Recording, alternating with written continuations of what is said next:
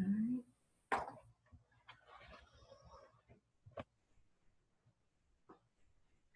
Hello, everyone, and welcome.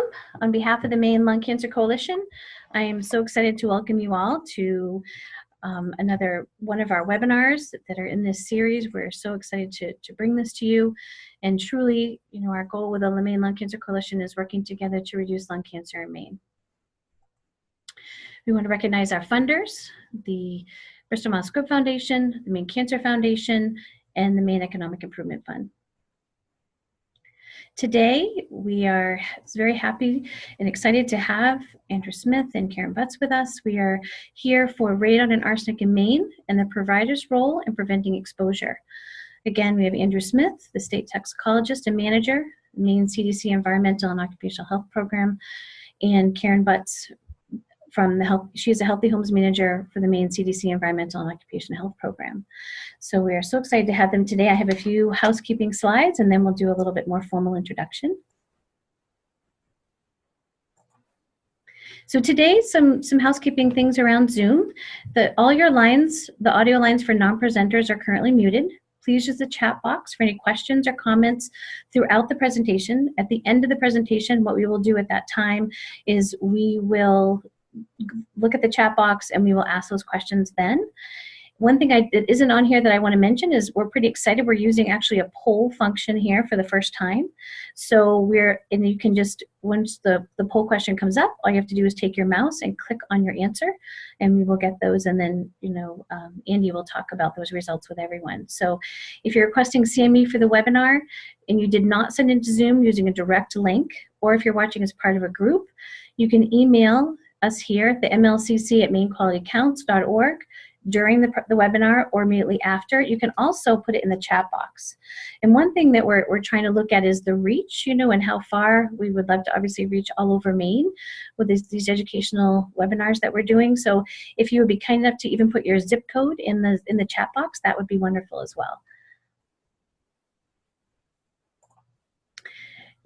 This is obviously brought to you in partnership with the Maine Quality Counts and the Maine Lung Cancer Coalition. And again, we work together, the QC staff, to improve the health of everyone in Maine. You can connect with us at mainequalitycounts.org and be part of our email list. Today, speaker disclosure and for CME certificates. The speakers today do not have any relevant financial relationships with the manufacturers of any commercial products and or provider of commercial services discussed in the CME activity. A CME evaluation survey will be sent after the learning session via email, so you will get the slides, you will get a survey sent to you. And again, that's why it's so important if you're part of a group watching this and you want CMEs, again, to please put either the name of everyone in your group or email us at the MLCC website, that email that we spoke about earlier. Please complete the Survey Monkey within a week, and then your CMEs will be mailed out to you after that. So for today's presenters, again, so excited and grateful to have Andy and Karen with us today. Andrew Smith has been the Maine State Toxicologist for the past 21 years. He also manages the Environmental and Occupational Health Program located in the Maine CDC Center for Disease Control and Prevention. His program addresses childhood lead poisoning, carbon monoxide poisoning, private well water safety, extreme heat events, and safe eating guidelines for fish and shellfish, and publishes public health data on an online data portal, the Maine Tracking Network. Dr. Smith obtained his master's and doctorate of science degrees in environmental health from the Harvard School of Public Health and his BS in biochemistry from the University of Maine.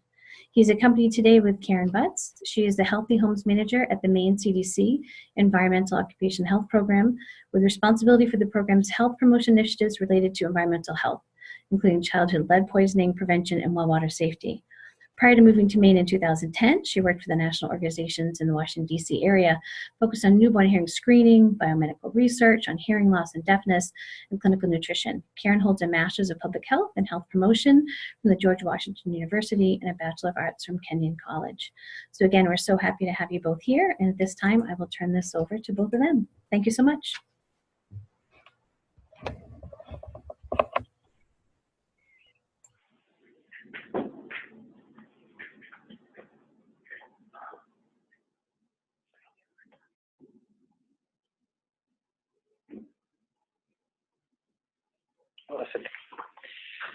Well, good afternoon, everyone. This is Andrew Smith. Looks like you don't have a picture of me, so I'm going to be a man of mystery at the moment. And I'm happy today to be talking to you about arsenic and radon. And I'm going to tell you up front that from my point of view, they are two of Maine's biggest environmental health concerns, and hopefully that'll be apparent as we go through the talk. What I'm going to do over the next 40 minutes or so is begin by talking about arsenic and well water, and then I'll switch to radon, both indoor air as well as well water. For each, I'm going to have a brief discussion of their health concerns and their important exposure pathways. Then I'll discuss what we know about the occurrence of high levels of arsenic and radon in Maine, some of the common treatment methods and resources to help with these treatment technologies, which can sometimes be expensive.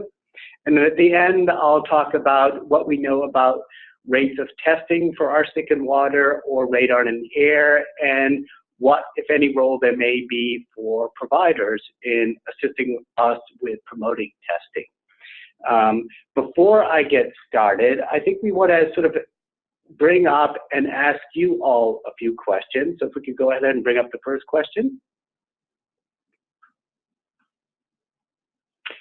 First question is going to be, have you ever tested your home for radon in the air? And you can answer either yes, no, or you're not sure.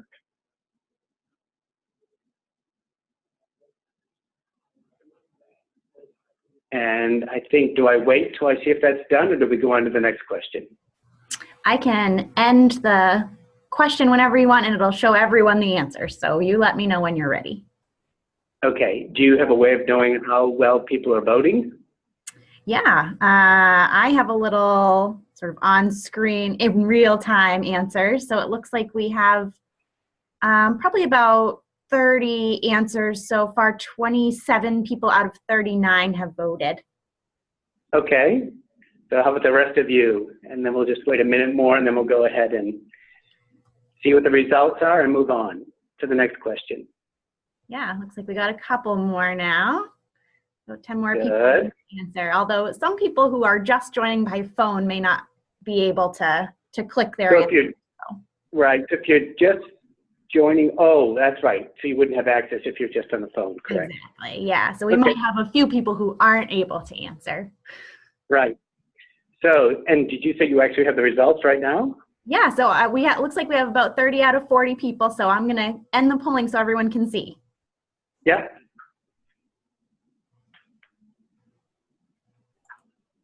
Can everybody see that?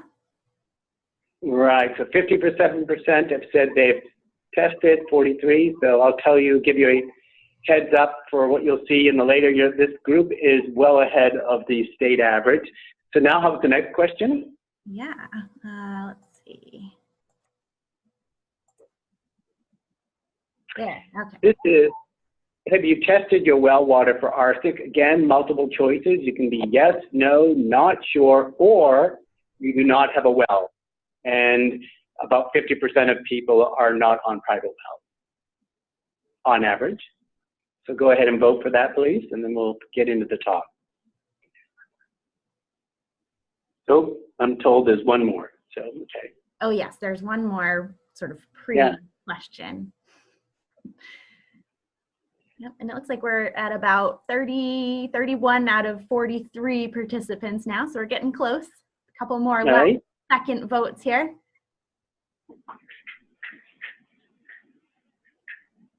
All right. And share.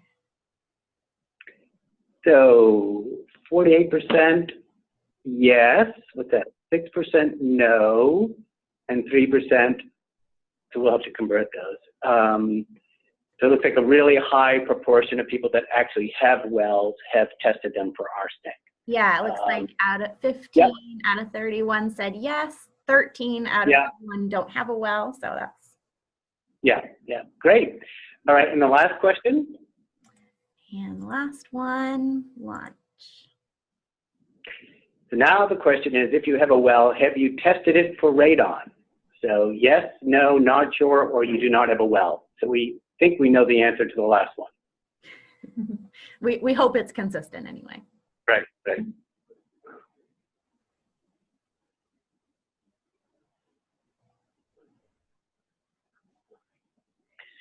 So that's right.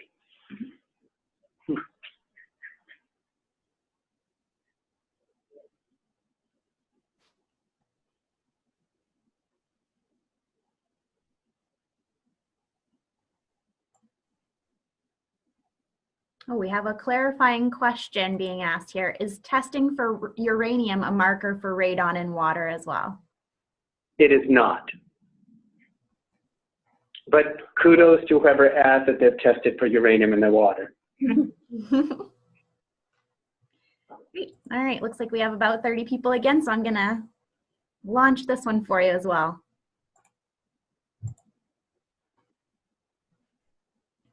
Up 23% yes, 27% no, and then 13% not sure, and 40% are not on a well. So, all right, let's keep these in mind as we get to looking at rates for the rest of the state as we go forward. So we can go ahead and launch, and I think this was under my control, yes? Yep. Great.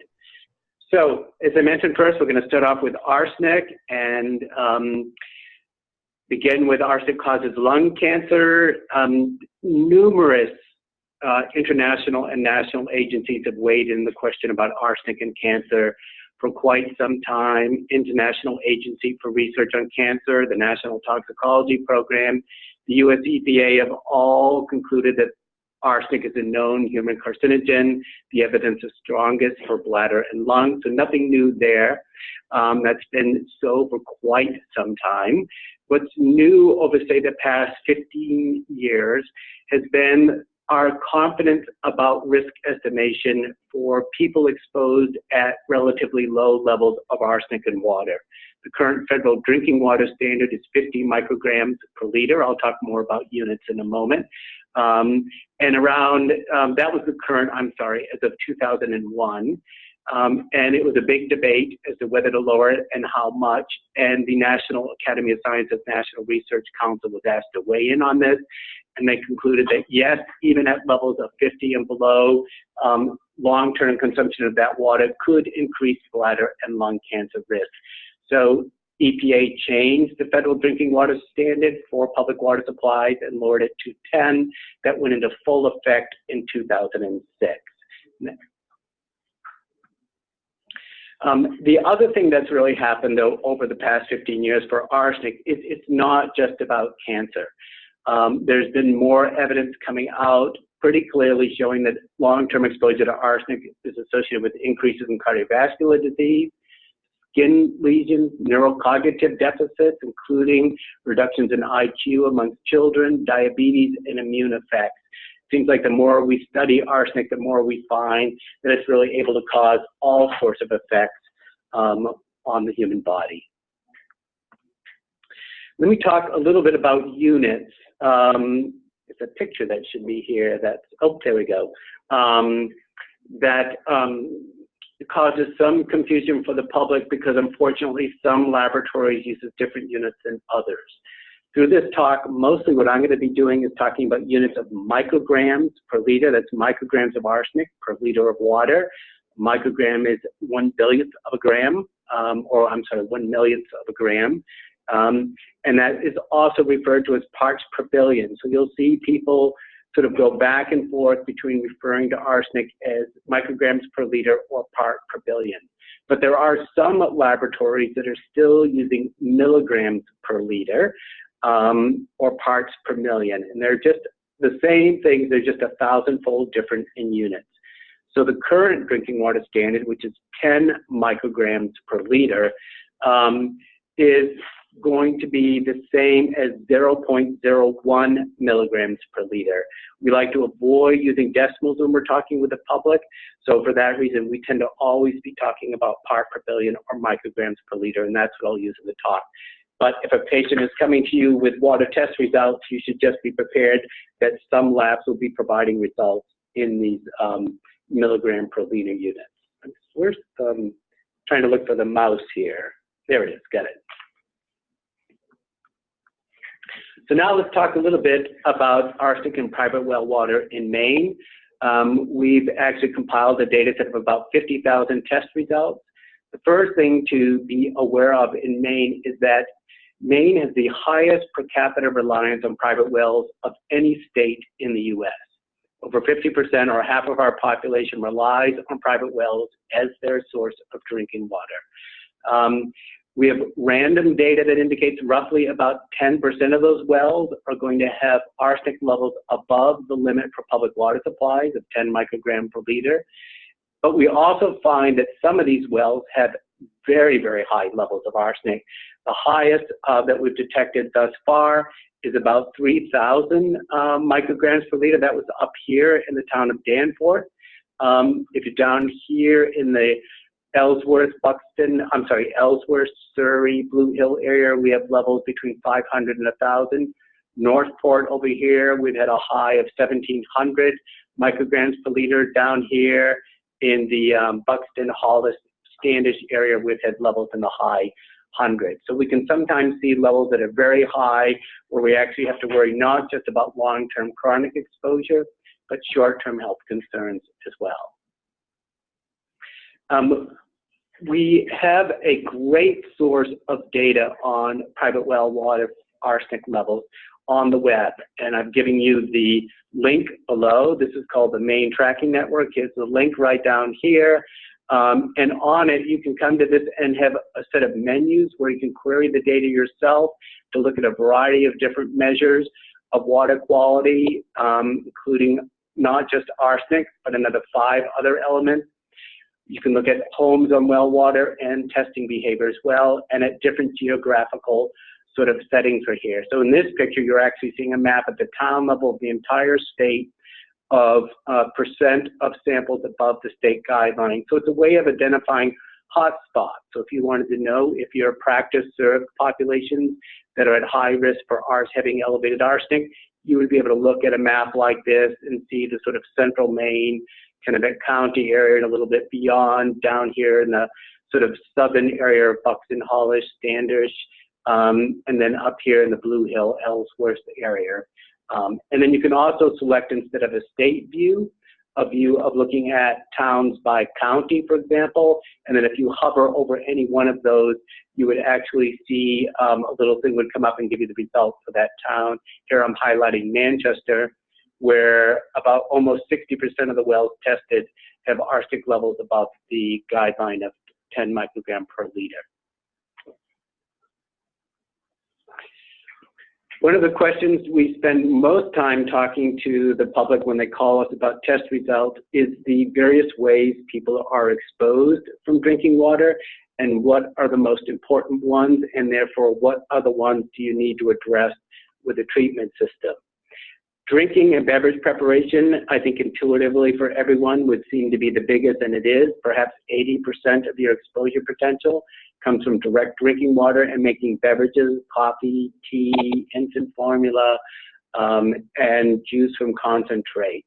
After that, the next big source is going to be cooking, and here we're talking about foods that have to be rehydrated or incorporate water directly by recipe. A classic example is rice. Cup of rice, 2 cups of water, and what you end up with is something you eat all of it. So you're essentially eating the water along with the rice. Other foods like pasta that have to be rehydrated, or things that include soup like instant oatmeal, soups, concentrate, those would all be cooking ones that would represent a significant exposure.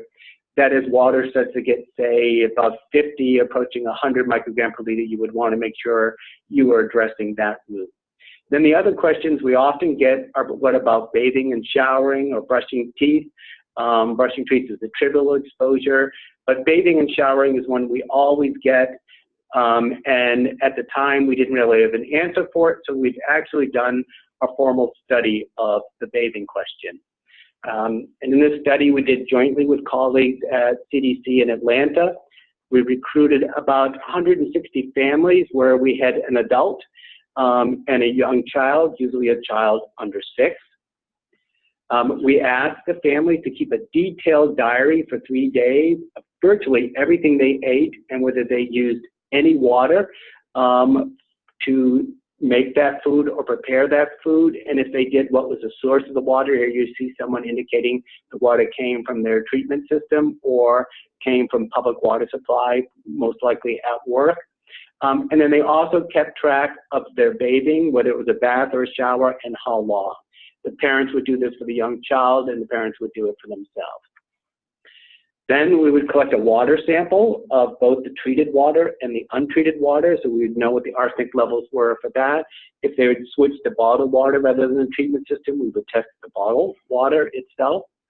And then we would collect a sample of urine, first morning void sample of urine from both the child and the adult. The urine is the major way your body eliminates arsenic that's been ingested, so it's a great, well-established biomarker for exposure, and we would analyze it for all the various sort of inorganic arsenic species, that the same sort of thing you would do if you were doing a clinical test for arsenic exposure for whatever reasons in your practice. And then we collected all this data so that we could do statistical analyses of it. Here you're seeing a scatter plot of the logarithm of the urinary levels of total arsenic as a function of untreated water arsenic concentration. And we would do this in a multivariate setting where we would include all the other things we're interested in, such as bathing and food consumption and other known routes of exposure. The hypothesis was that if the treatment system, whether it's bottled water or point-of-use treatment system, is working as intended, there should be no relationship between the urinary arsenic and the untreated water arsenic concentration. Again, if the treatment system is working the way it's supposed to be working. We actually took the results of this paper and we've published it in a peer-reviewed scientific paper. And the major point I want to make here is that no matter how we analyze the results, time spent bathing alone or in combination with water arsenic concentration was not associated with urinary arsenic. So we feel very comfortable in telling parents that they do not need to worry about bathing when they ask that question. And so therefore it means you don't need a treatment system that deals with the water that is coming into the bathtub or the shower. Having said that, we do see some evidence for residual arsenic exposure, even for people that have switched to bottled water or put in the treatment system at the kitchen sink. This line right here is showing you urinary arsenic as a function of untreated water arsenic concentration for the average child. So you can still see there's some residual exposure even after people have done a treatment system that increases as the raw water concentration increases. This subgroup is of children who the parents reported that they never ever used untreated water for drinking. So not everyone's perfect at doing it 100% of the time. These are people who claim they did. Not surprisingly, you see fairly reduced exposure compared to those families that did use it. But you still see some evidence of exposure.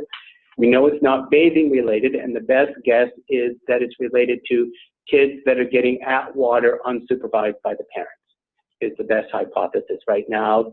As kids get older and they're toddlers that can moving around, it's hard to keep track of everything they're doing all the time. So that's the thinking with that. Let me talk a little bit about arsenic in rice, only because it's been in the press a lot. AAP has come out and made some comments about this. Been a number of articles published about this in the recent years. This particular article is from a group of scientists at Dartmouth that published this article a few years ago. And the figure over here is showing you their effort at making a relationship between arsenic from rice versus arsenic from water, and trying to show you when one or the other is more important to your overall exposure. And the bottom line is that if you're an average person consuming, say, maybe about a cup of rice a day, that's comparable to drinking about 1 liter a day of water at the limit of 10 microgram per arsenic. So for people who don't have much for arsenic in their water, that's going to be a significant exposure source for them. If, on the other hand, they have any sort of elevated level of arsenic in their water, it's quickly going to become the much more important, much more dominant exposure and the place to focus on. A typical person gets 5 to 10 micrograms of arsenic a day, so it doesn't take much water arsenic, say approaching 10 or higher, before it by far becomes your dominant exposure and where we would want to focus exposure reduction. So let's talk a little bit about methods for reducing exposure to arsenic. What we always recommend first is just to switch to bottled water. It's very effective at reducing exposure and can be done easily and immediately, and it allows the family to have time to think about what sort of treatment system they want, what they can afford, as well as to shop around and try to get a half-decent deal, if possible, on a treatment system, or potentially even decide to do it yourself. For treatment systems, there's two general technology approaches. It's either you're going to do it at a point-of-use system, which often means putting in a treatment system at the kitchen sink. You end up with a separate tap. Some companies have figured out a way to plumb it into the faucet itself, so every time you use cold water, you're getting treated water. The treatment system usually goes below, and it looks the same to you regardless of the underlying technology. One is reverse osmosis, which is a membrane-based. It works by excluding the arsenic because of its size and charge. The other technology is an absorbent media. That's a metal oxide that has a strong affinity for arsenic, so as it binds it as it comes through. Then the other technology, and a typical price for these is anywhere from $300 if you're a clever do-it-yourselfer, to over $1,500 if you hire a company to come in and install the unit themselves.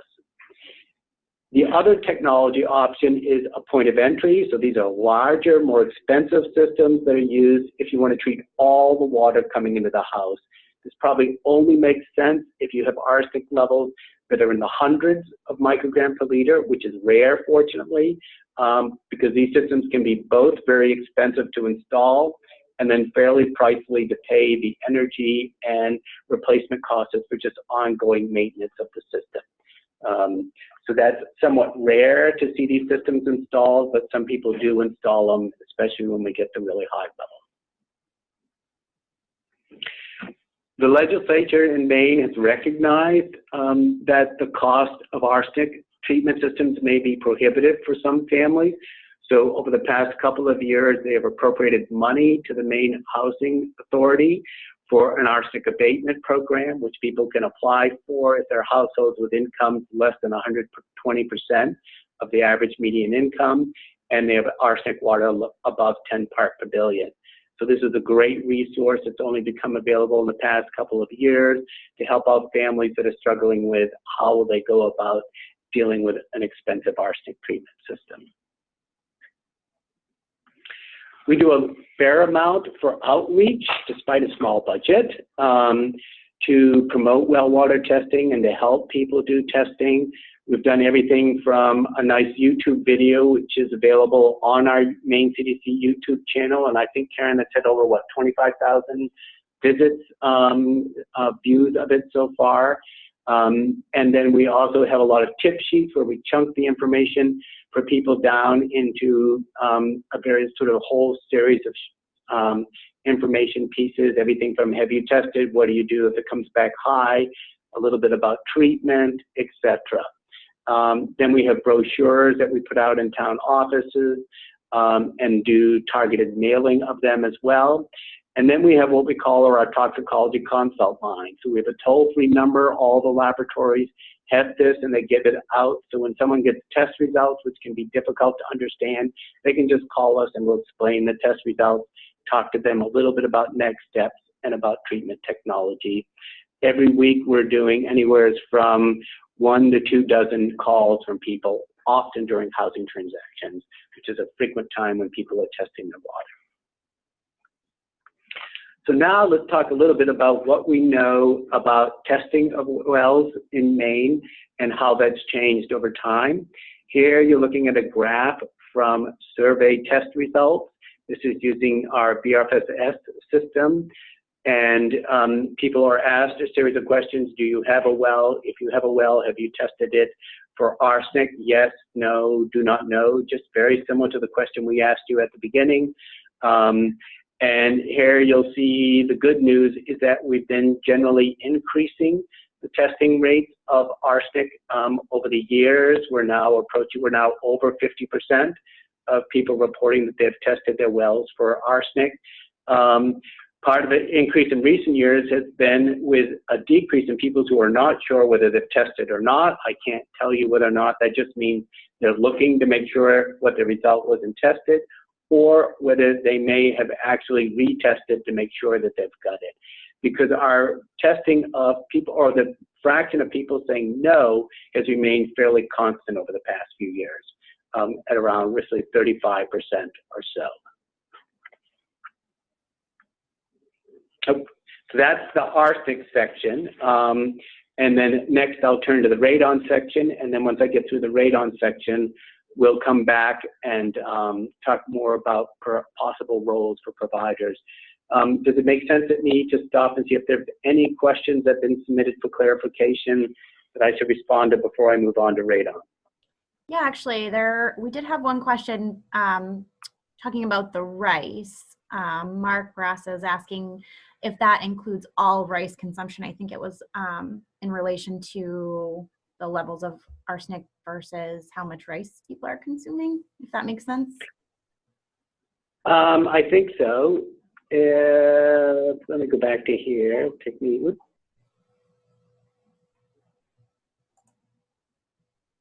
Right here.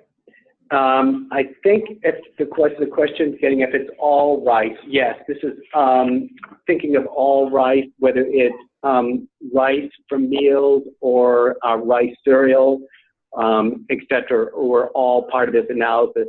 So the actual figure that you're looking at was from them doing a survey of pregnant women, and they actually got dietary histories on all the rice products that were used, and then analyzed the rice content of those products to sort of generate this figure. So it represents their total rice consumption from all sources in that. I should also note that there are big differences in arsenic levels of rice depending on where it's from. So there are parts of the world where rice has very low arsenic and parts where it's higher. In some cases, part of it has to do with former use of arsenicals. So, for example, there are parts of the U.S. where rice is grown on old cotton fields where there was a lot of former use of arsenicals, and they tend to have higher levels. There are parts of the world where either the water or soil are high in rice and explains others. And I think you can find resources in consumer reports or perhaps FDA that talk about, and the Dartmouth group, that talk about rice levels in different products. Oh, great. We did have that follow-up question. Is all rice equal in terms of arsenic? So it looks like we've answered No, that. it is. No, definitely it is not. At the risk of getting myself into trouble, the one thing I would probably do is avoid rice from the southeastern part of the U.S. That's going to tend to have the higher levels of arsenic from what we've seen so far. But there are plenty of other ice such as California ice, and some of the places in Asia and the East are low. But again, I believe there are resources online that point that out. Great. And we do have a few more questions if you have a couple more minutes. Sure. One of them is, Karen says we're great on time. oh, good. Did you say if radon testing is in the normal water test that the CDC lab offers? That's a question from Anna. No. That's why I'm not surprised to see radon water levels testing of radon for water lower than it was for air. So radon testing for air, which I'll talk about in a moment, is there's differences for the test, and as of right now, there isn't a standard water test kit, at least that the state has. There may be some private labs have it that include it. So it's different technology, a different testing approach. So it's not part of the standard water test. You have to specifically ask for it if you're going to do a water test for radon. Okay, yeah. And that kind of follows up with another question that we have, which is it expensive to get well water tested? If you're doing a sort of standard comprehensive water test, which is going to get at arsenic, nitrate, uranium, iron, manganese, fluoride, as well as bacteria, nitrates, nitrites, that's a test that can range anywhere from about $80 to $120, depending on who's doing it.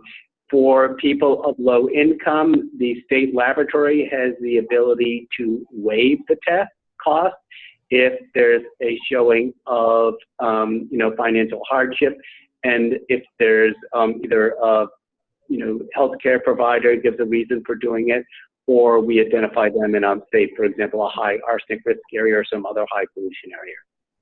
Great. And it looks like we just have one more. And a radon test is, well, I'll talk in a moment about the actual cost for radon tests, so you'll see that in a moment. Great. And it looks like, we have 2 more questions now. We can, maybe one more, and then we can just Okay, go at the end. Let's see, let's answer this one. How long have we been testing for arsenic? I just found my water test from 1998 when we moved here, and it wasn't included. That's a great question in a couple of ways. First, arsenic has been part of the standard water test, I think, since the early 2000s, when our laboratory shifted technology from a graphite furnace atomic absorption spec to an ICP-MS, which is inductively coupled plasma mass spec. What's important about that is the newer technology makes it very easy to take a single water sample and analyze it for a whole bunch of elements at the same time. So since then, it's been part of the standard water test. So I'm not surprised you wouldn't have it if you tested in 96, because at that point, you would have had to specifically ask for it, just like now you have to ask for a radon test for water.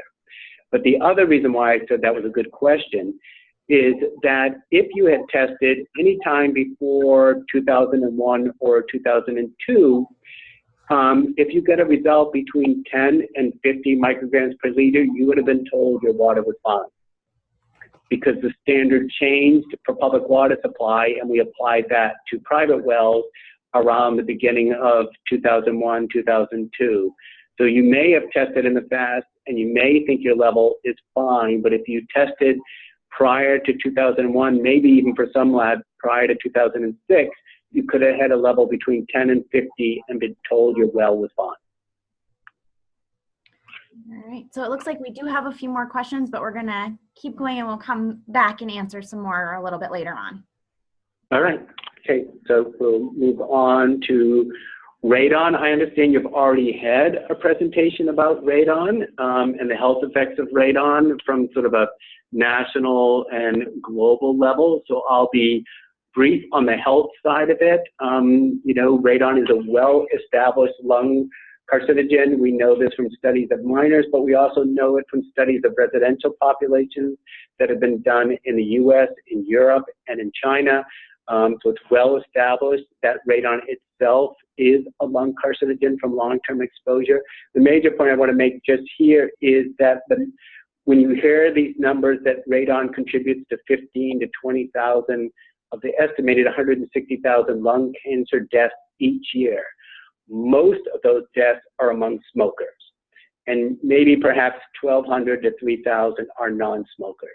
So there's a big interaction between radon and smoking, and most of the health burden associated with radon exposure occurs among smokers. And that raises interesting questions, which we can talk about in the end, of possible approaches to outreach and convincing people to act on it, where in terms of where we should be targeting our efforts and resources. So more on that later.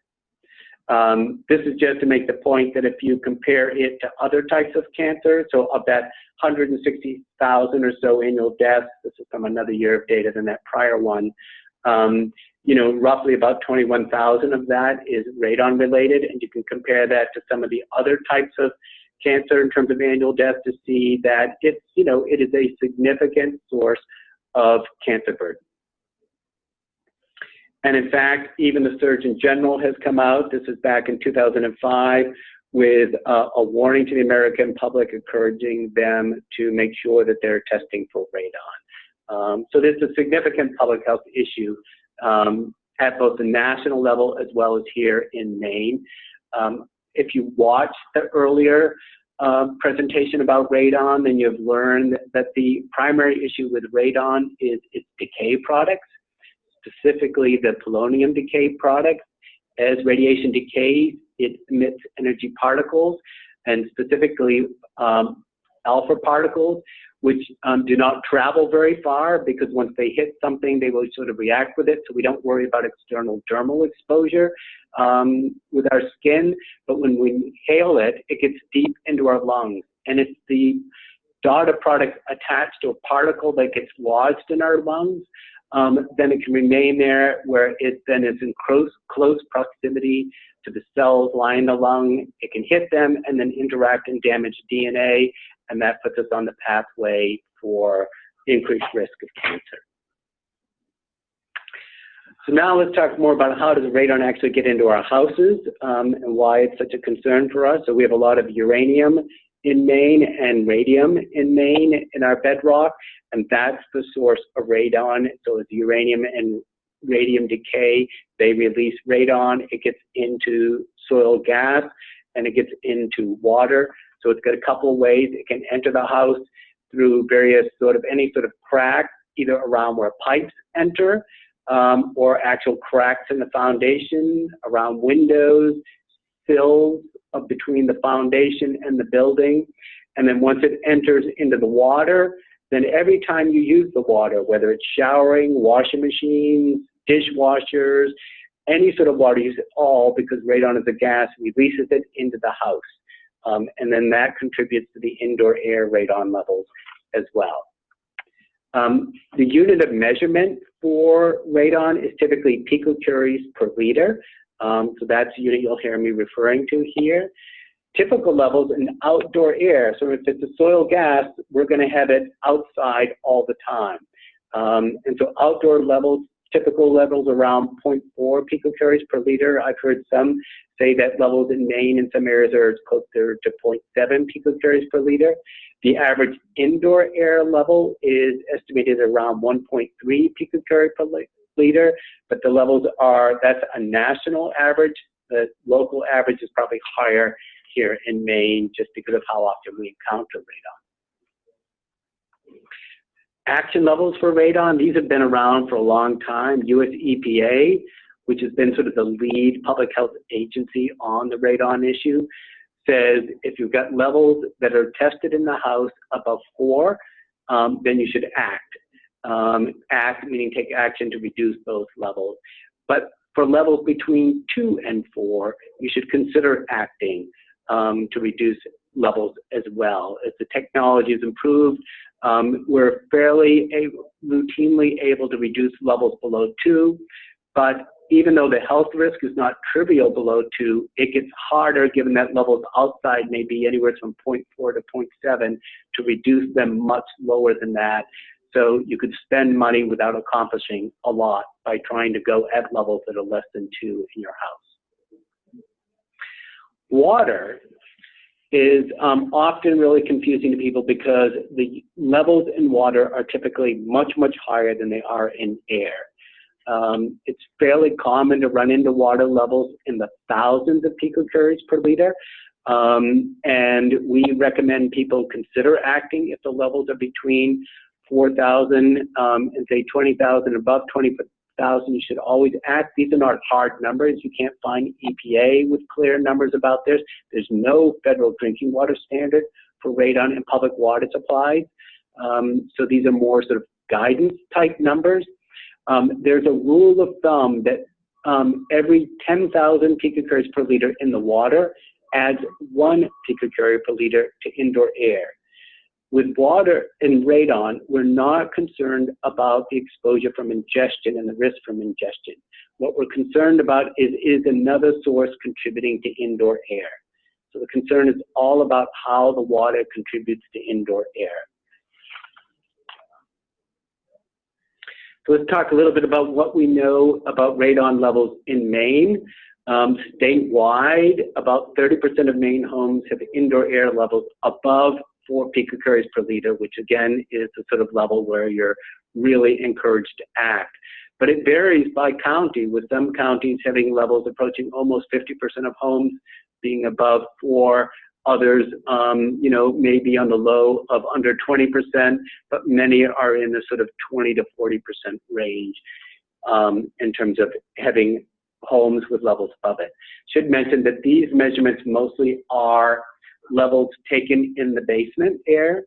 So let me just go back and talk about that for a moment. When you're testing for radon, the more common practice is to test in the basement where the soil gas levels are going to be the higher. And so when you're screening with a short-term test, I'll talk more about test technology in a moment, you're often testing initially here in the basement. But with water, you're obviously testing the water itself. But if you have a low soil gas issue and a really big water issue, testing in the basement may not tell you about the contribution of water to indoor air. So sometimes it's important to test upper levels to get the water contribution as well. I mentioned 2 picocuries per liter is the threshold for thinking about taking action in the home. And as you can see, if you look at that, the prevalence of having homes above this level is much higher. In the Cumberland County area, it's as much as 70% of homes have basement radon levels above 2. Even up in Aroostook County, it's quite high, and a number of other places in western and in southern Maine have levels sort of all in the sort of 50%. Statewide, it's about 54% have levels in the basement above 2 picocuries per liter. So we basically have a lot of radon in the state as an issue. It's actually easy to test for radon. There are a number of different technologies, short-term tests, long-term tests, and real-time ongoing tests are sort of the technology that's readily available. The short-term test is kind of a charcoal canister, which you set out and leave out for anywhere from several days to a week or so. Then you close it up and send it off to be tested, and you'll get the results back. This is probably the most common thing used in housing transactions, where you've only got about 2 weeks to get your inspections done. So this is kind of the routine test that is done in homes there. If you're in your home and you're more interested about your exposure, since we're mostly concerned about long-term exposure, the alpha track is a more common measurement. These you can leave out anywhere from 3 months to a year. I believe it can go out for as long as a year. And this gives you a better measure of your sort of integrated long-term exposure, which varies seasonally and varies daily. More recently, you've been able to go out and buy, I mean, this is something you can get at a place like Home Depot, a sort of, digital type radon, which will give you both a short-term average and a long-term average. The longer time it's out, the more accurate it gets in those readings. And so this is a nice immediate digital display. Sometimes people use this after they put in treatment systems to have a way of knowing that they're working, is another common use of this technology. All these kits are readily available. If you do a Google search, you'll see you can buy them online. You can buy them at most of the box stores, hardware stores, et cetera, are all able. And here you can see the rough cost. Short-term kits can be anywhere from as low as 10, 15 bucks. The longer-term kits are going to be more in the $20 to $30 range. A digital instrument like the one I showed you is going to be starting to approach $200. With water testing, you're sort of like with Arsenic, you're ordering a kit from the lab. The key difference with water testing is it's really important that you collect the sample in a way that there are no bubbles inside. If there's any bubble in the sample, they'll reject it and they won't be able to analyze it because all that radon in the water is going to end up in that bubble, and the second they take a sample, it's going to escape. So it's really important that you collect it in a way that there's no bubbles whatsoever in the radon, in the sample you collect for radon. Treatment technology, I'm going to have a few more slides here. For air radon is a matter of intercepting the radon gas before it gets into the house. So it's having a hole drilled in the basement foundation, pipe runs up through the house, and then there's a fan in the attic, and it exhausts the soil gas up through the top of the house, so that you can quickly get rid of the arsenic that way. And more and more houses are being built to have most of this already in place, so you usually just have to add the fan. A unit like this can be anywhere around $1,200. If it's water, the more common method used is an aeration unit. You're basically going to bubble off the water the radon gas from water before it comes into the house, but these are quite pricey. They can be as much as $4,000 to put in a system like this. We are doing, frankly, nowhere near as much on radon outreach than we are for arsenic, and that's part just because of where radon lives and the programmatically for Maine CDC, and also because the focus has been more of our EPA regulatory on keeping track of people who do mitigation and people who do testing. But we do have some tip sheets. We do the toll lines, but clearly we need to do more, and that's somewhat evident if you just look at testing rates, which are much lower than they are for testing for arsenic. So for people who own their home, roughly only about 30–35% report having ever tested their home for radon. Rental was even lower, but it has jumped. And it's jumped because in 2013, the legislature passed a law making it a requirement that rental property be tested for radon. So here you see a good example of a public policy actually having a pretty significant effect. Although I've seen the preliminary 2015 data, and it doesn't seem like it continued this sort of increase. It's leveling off at about 50% or so for the rental community, but still a sizable increase from what it was. So to end up, I think the question is, what is there for a role for providers in helping us, promote testing? And I'm really asking this as a question for you to think about. Are there opportunities in your daily practice for you to engage your patients on testing for arsenic and or radon? It used to be that providers would ask about well water testing for fluoride because of concern for oral health if you were on private well water. That would be, for example, an opportunity to talk about arsenic as well. But I also understand that that's shifted somewhat, and now pediatricians are sometimes just going straight to applying the varnish and not dealing with testing at all. Because smoking is such a big contributing factor or an interactive factor with radon, there's a question about whether or not talking about radon can be part of discussions around smoking cessation in some way. So that's an interesting thing we should be thinking more about, and how we can work together on dealing with both of those at once. And then I think there's a question about what other resources and information might you want that you do not have now. And an example of that is years ago, we developed an instrument about mercury in fish. And this was developed to go specifically to the clinical setting for the packet that were given to new moms at delivery time. So the brochure was developed to stand out amongst all the brochures that were in the packet, had information both about how to get fish into the diet, because we want those, but also to point out what fish to avoid because they're high in mercury. It was done with focus group testing, key informants, etc., to try to make the message work well within that. We now distribute it through all OBGYN practices, and it seems to be popular enough that when they run out of it, they actually call us and ask for more. So with that, I'll take questions and anything we want to talk about in terms of ways that we can work with providers more on how to potentially promote testing, if that is all even feasible given all the other things you're asked to do in your short visit with patients. Yeah, and it looks like we do have, yeah, thank you so much. It looks like we do have a couple more questions. And if people have more questions or comments, feel free to chat those in or use the Q&A function. We'll get to as many as we can. The first one is actually a comment. It looks like Janice Pelletier has let us know that the AAP.org has info on arsenic levels in rice, including stuff like baby food. So that's great. No? Great. Yeah. And then let's see, going back, I think, to the arsenic conversation, we have a question. Are there kits to test your water yourself? I'm not, there may be, I don't know how reliable they are.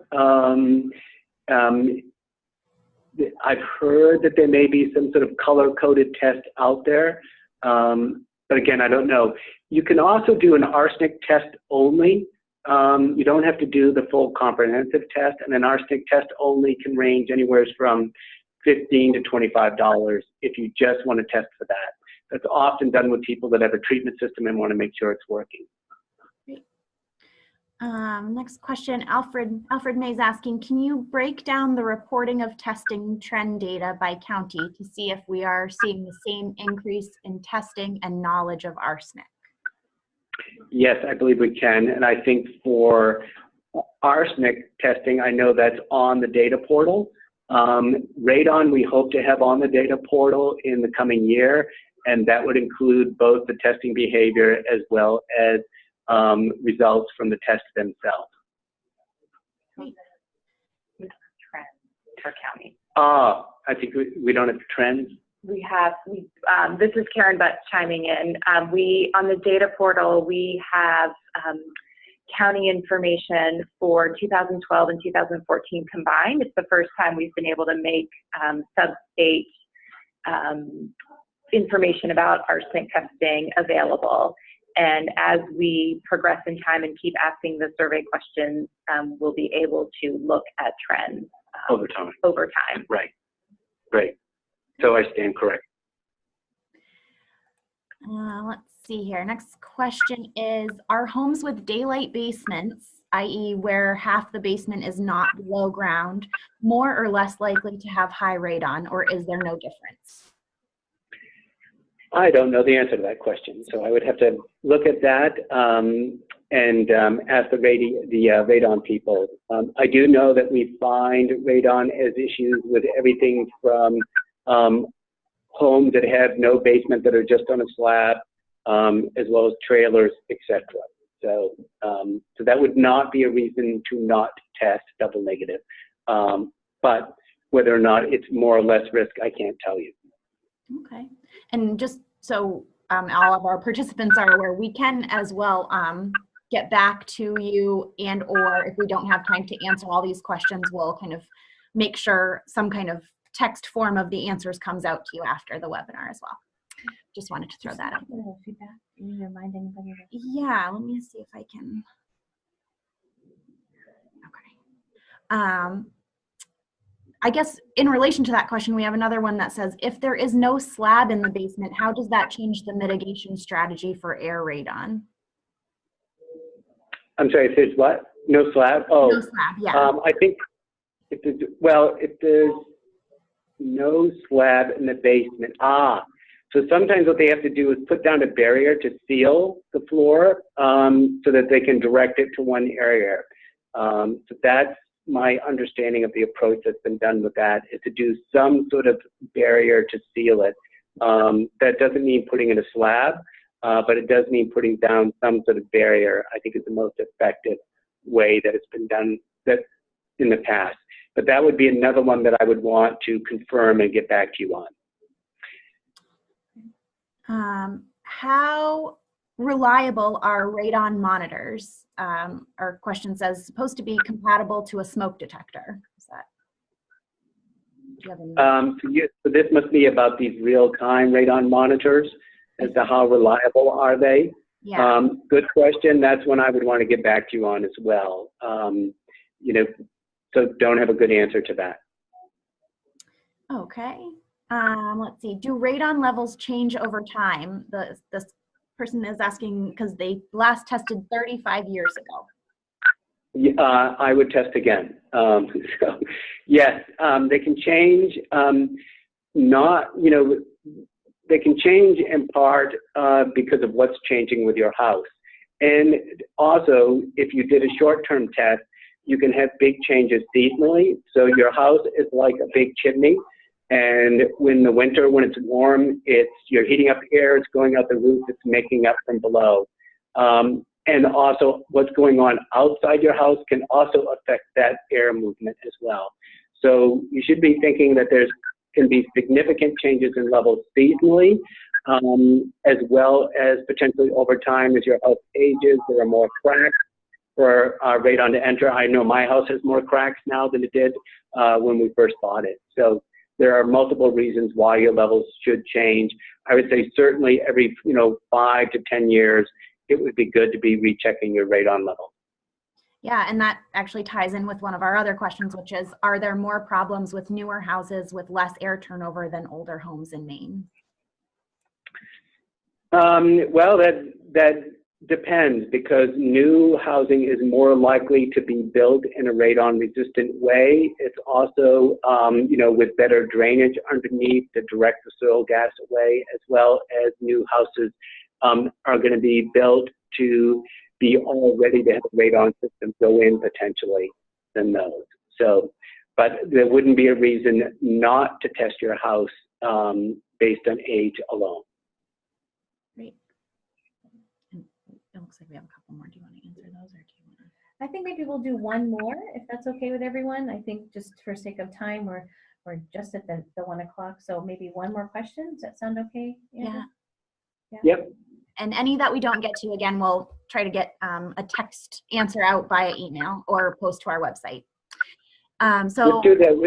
Let's do it. Is there a better time or season to test for radon? I think for that one, we typically think is winter is going to be the worst time, simply because your house is all closed up. You have the biggest temperature differential between outside and inside, and therefore the biggest sort of airflow of warm air rising up and therefore pulling in soil gas around. Having said that, if your levels are quite high, you can get levels, that are elevated year round. So, but certainly the winter is, I would say, most likely the worst time. Terrific. Great. Well, again, any questions? And then people have my email, so I'll be happy to try to follow up on any questions or respond to any questions people may have. Great. Terrific. Thank you so much. I just thank you again. This was terrific, wonderful information. You can tell there's a lot of questions and a lot of people looking for information. And so again, so appreciate you doing this and taking the time to share this knowledge with us for sure. And again, here's his contact information, which he's been kind enough to share. So please, use this information and reach out to him. And I know he's happy to help. So again, thank you so much for your time today. Thank you all for your time today. It's great to have you with us. These again will be on our website, and you will be getting the survey in the mail to follow up with this. Our next webinar is going to be May 23rd, and we're going to be sending out that reminder and information to everybody this week, and that is going to be looking at shared decision making in the lung cancer screening visit. And our two speakers are going to be Dr. Paul Hahn and Dr. Neil Person, so hope you'll join us for that as well. So again, terrific. One of the things to take away too, Andrew, is that the radon piece around the discussions about smoking cessation, I know that that's something that I took away from your talk today, and I think that we'll certainly bring back to the Maine Lung Cancer Coalition, because I think that's something we should really kind of think about. Is we know that smoking cessation and treatment is part of the lung cancer screening visit, so I think that really provides a nice opportunity to really think about how do we incorporate radon into that conversation, because I think it is extremely important. So thank you for bringing all these questions up. The polls were great, and again, thank you, Karen, so much for all your time as well, and again, thank you for joining us today. So have a great rest of your day. Hey, thank you. Thank you.